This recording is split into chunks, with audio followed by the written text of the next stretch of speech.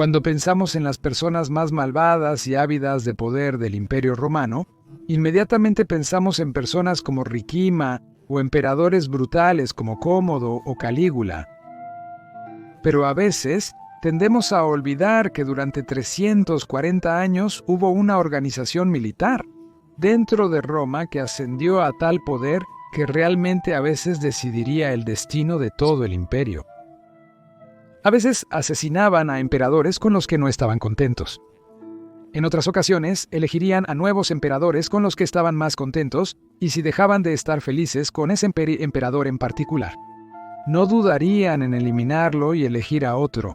En un momento incluso vendieron el título de emperador al mejor postor. A veces eran protectores del emperador, a veces una especie de policía secreta. En otras ocasiones eran implacables creadores de reyes, y en otras ocasiones actuaban como soldados regulares acompañando a sus emperadores en campañas, luchando contra los enemigos de Roma. Durante 340 años, la Guardia Pretoriana fue una parte integral de la estructura militar romana. Pero luego, en el año 312 a.C., su tiempo había llegado y su larga historia llegó a un abrupto final. Realmente fue el fin de una era. Pero ¿cómo exactamente ocurrió eso y qué impacto tendría esto en el Imperio Romano? Cuando dije que los pretorianos tenían una historia de 340 años, en realidad no era del todo preciso, porque en realidad se pueden rastrear hasta los días de la República. El primer registro histórico de los pretorianos como una unidad de guardaespaldas es del año 275 a.C., cuando actuaron como guardaespaldas para la familia Scipio. Así que en realidad estamos hablando de una historia de 600 años. Continuaron protegiendo a los miembros de alto rango de la República Romana hasta los tiempos de César, Octavio y Marco Antonio. Todos tenían sus propias unidades pretorianas. Octavio, residiendo en Roma, creó la primera guarnición permanente de los pretorianos en la propia Roma. Por lo tanto, dentro de los límites legales de la ciudad de Roma, dentro del llamado Pomerium. Después de la victoria sobre su rival Marco Antonio, retuvo a los pretorianos como su guardia personal imperial. Y este fue el nacimiento de la Guardia Pretoriana Imperial, tal como la conocemos. 9 cohortes, o alrededor de 4.500 hombres, era su tamaño inicial, y los pretorianos, cuyo equipo era muy similar al de los legionarios, no solo estaban compuestos por infantería, sino que también tenían un brazo de caballería, los equites singulares Augusti, o a veces también llamados equites singulares imperatores. Ser un pretoriano venía con bastantes beneficios interesantes. Primero que nada, la duración del servicio era más corta para los pretorianos en comparación con las legiones. Después del 5 a.C., esto eran 16 años de servicio, en lugar de 20 para las legiones regulares. Su paga también era más alta bajo Nerón. El salario de un pretoriano era de hecho 3 veces y media el de un legionario. Por supuesto, aumentado por adiciones de donativum que normalmente eran otorgadas por cada nuevo emperador. Ahora asumirías que tomaría bastante tiempo hasta que los pretorianos comenzaran a hacer cosas malas y tramar intrigas. Pero no, esto sucedió sorprendentemente temprano, tan pronto como bajo el emperador Tiberio, un hombre llamado Sejano ascendió al poder y se convirtió en prefecto pretoriano, el miembro de mayor rango de los pretorianos y por lo tanto, su líder. Es él quien hizo construir la Castra Praetoria en el 23 después de Cristo, los cuarteles permanentes y campos de entrenamiento de los pretorianos, donde los pretorianos estarían estacionados durante los próximos 3 siglos. La Castra Praetoria era enorme, midiendo 440 por 380 metros, lo que es más área de terreno que cualquier otro complejo de edificios en Roma. Sejano era muy bueno en intrigas, y por supuesto quería convertirse en el heredero de Tiberio, para convertirse en el próximo emperador él mismo, lo cual casi logró. Sin embargo, su complot fue descubierto y luego fue ejecutado. No hace falta decir que los pretorianos no eran muy populares en este punto, ni con el Senado, ni con la población de Roma misma. Pero el ejemplo de Sejano los hizo aún más impopulares. Bajo Calígula, los pretorianos crecieron a un tamaño masivo de 12 cohortes, lo que son casi 6.000 hombres permanentemente estacionados en Roma. Por supuesto, fueron los pretorianos quienes fueron fundamentales en matar al tirano emperador Calígula en el año 41 d.C. y fueron nuevamente los pretorianos quienes eligieron a Claudio como el nuevo emperador. Es bastante increíble que solo unas pocas décadas después de que el emperador Augusto los instalara permanentemente en Roma como su guardia personal, ya eran fundamentales en decidir el destino del imperio y quién sería emperador o quién dejaría de serlo. Los pretorianos, por supuesto, también estuvieron involucrados en las batallas en el año de los 4 emperadores después del reinado de Nerón, donde nuevamente jugaron un papel clave en la ascensión del emperador Vespasiano. Fue durante el reinado de los 5 buenos emperadores que los pretorianos finalmente mostraron su mejor lado. Aquí finalmente fueron útiles al acompañar realmente a los emperadores en sus respectivas campañas. Lucharon en las guerras dacias de Trajano y acompañaron a Lucio Vero contra Persia, y acompañaron a Marco Aurelio en sus campañas contra los marcomanos en Germania. Pero luego llegó Cómodo, y realmente es cuando los pretorianos comenzarían a ver su punto más bajo absoluto. Mientras hubiera buenos emperadores en el trono que los mantuvieran ocupados, como sucedió en la época de los 5 buenos emperadores, llevándolos consigo en campañas lejos de Roma, obviamente no podían hacer cosas malas. Estaban ocupados. Además, si había un emperador fuerte y bueno en Roma mientras estaban estacionados allí, esto también funcionaría. Pero lo que absolutamente no funcionaría sería si había un emperador muy malo o un emperador débil mientras los pretorianos estaban estacionados en el Castra Pretoria, porque, por supuesto, inmediatamente comenzarían a conspirar de nuevo bajo Commodus. Un cierto prefecto pretoriano llamado Cleander ascendió al poder y era extremadamente brutal e implacable. En el año 188 de Pucerusto, ordenó una masacre de civiles e incluso hubo una batalla entre los pretorianos y las cohortes urbanas. Estas cohortes urbanas fueron creadas por Augusto para servir como una especie de contrapeso contra el enorme poder de los pretorianos, pero también para servir efectivamente como la policía de Roma. Estaban bajo el mando del prefecto urbano de Roma, el praefectus urbi. Por supuesto, también fueron los pretorianos quienes en gran parte fueron responsables de matar al emperador Cómodo. Pero tan pronto como pensamos que le hicieron un servicio a Roma, al liberar al imperio del brutal tirano Cómodo, cayeron en cambio a sus puntos más bajos.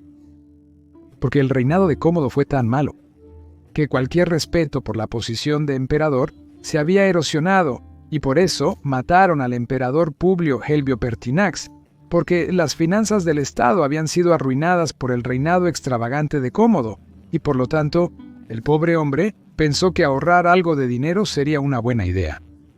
Para hacer al ejército más económico y para restaurar las finanzas del imperio, se negó a aumentar aún más el salario de los pretorianos, que ya era muy alto en primer lugar.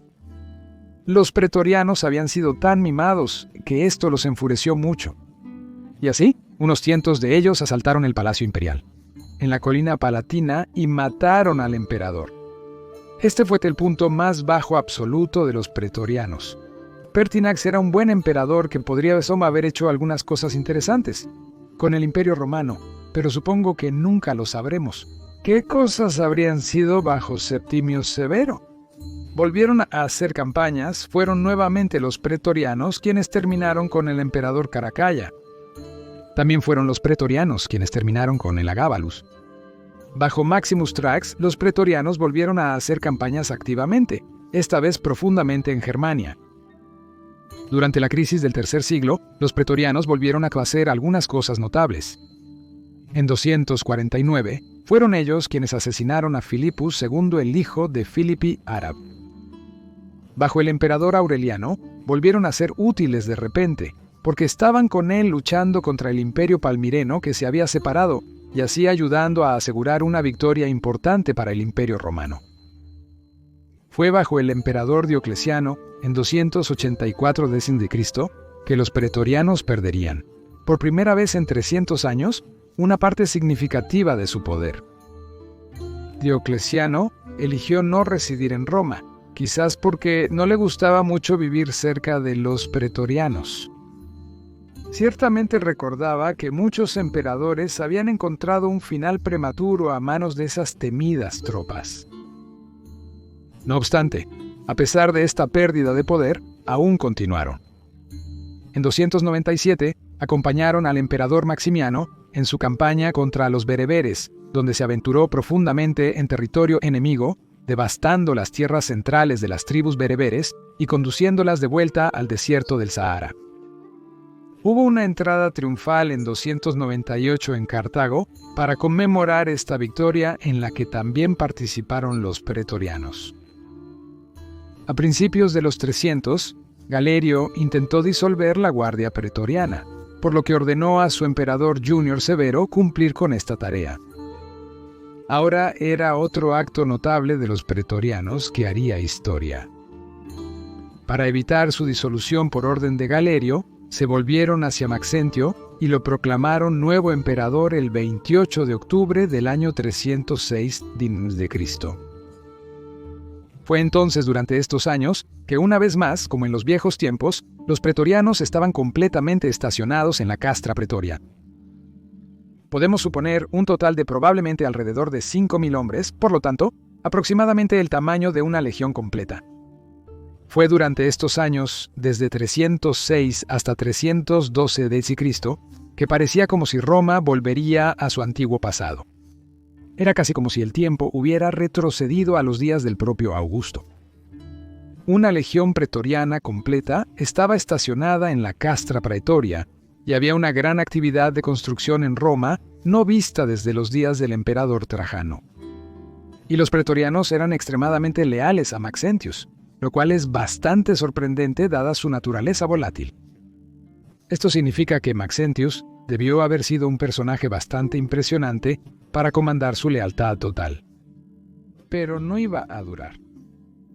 Para el año 312, las relaciones entre Maxentius y Constantino se habían deteriorado, y Constantino, famosamente, marchó sobre Roma, llevando consigo a muchos de sus foederati francos curtidos en batalla.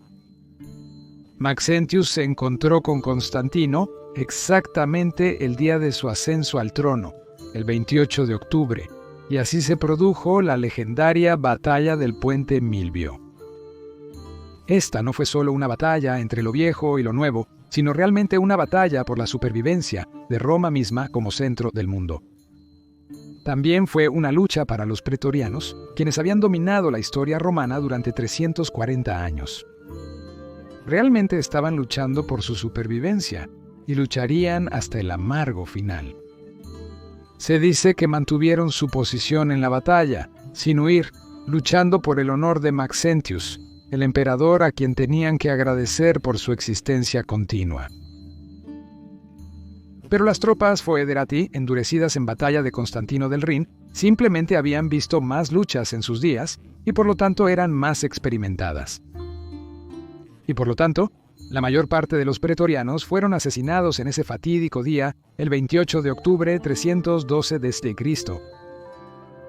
Así no solo se selló el destino de la ciudad de Roma como centro de poder en el Imperio Romano, sino también el destino de los pretorianos.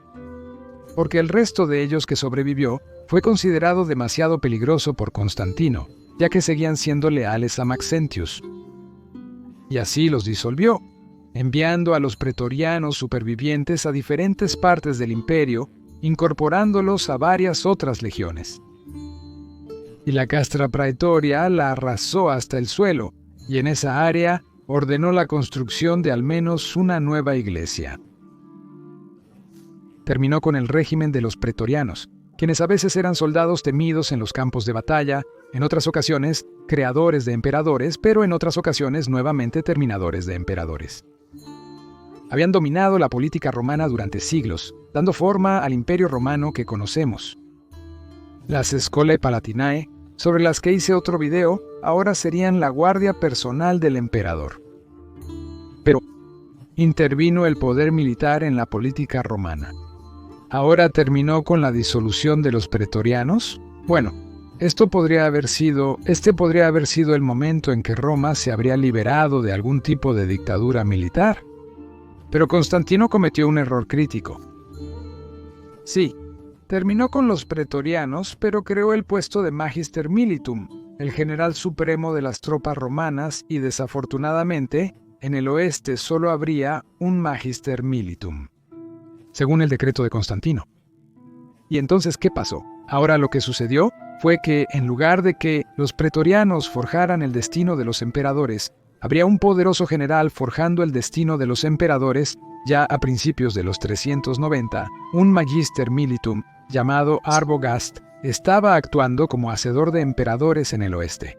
Stilicho, por otro lado, demostró ser un Magister Militum muy capaz, al igual que Constantius III o Flavius Aetius, pero luego Ricimer ascendió para convertirse en Magister Militum. Y aquí es donde las cosas se pusieron mal. Muy rápidamente para el Imperio Romano. En la mejor tradición de los pretorianos, Ricimer mató a emperadores, proclamó matices y así desestabilizó absolutamente el Imperio Romano Occidental en un momento en que se necesitaba desesperadamente estabilidad. Creo que los pretorianos habrían estado muy orgullosos de Ricimer, y así vemos que, en última instancia, la intromisión del ejército en la política romana, primero los pretorianos durante más de 3 siglos, luego el Magister Militum durante otros 100 años, resultaría fatal para el Imperio Romano.